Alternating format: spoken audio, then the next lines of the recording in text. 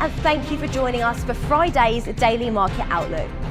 Joining me today is Emily from our trading room to tell us more about recent developments.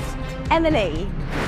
Gold prices fell nearly 1%, retreating from a record high hit earlier in the session after Federal Reserve Bank of Dallas President Lori Logan urged caution on further interest rate cuts. The benchmark S&P 500 and the tech-heavy Nasdaq indexes were up slightly afternoon, as investors monitored private labor market data in the second day of a US government shutdown. USDT and USDC, the two largest stablecoins by market capitalization, have slowly lost market share in the past year.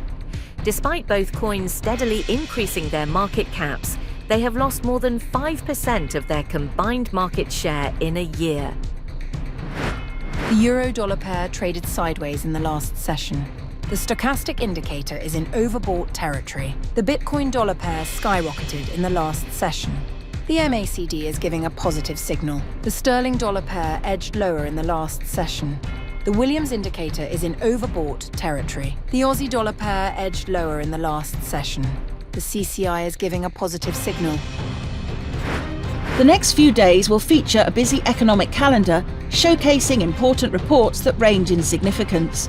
Market participants should stay alert for possible fluctuations as these updates are made public. Anticipating market reactions to these updates will be vital for traders.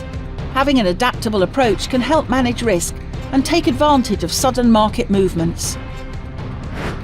We hope that you've enjoyed our Friday's Market Outlook.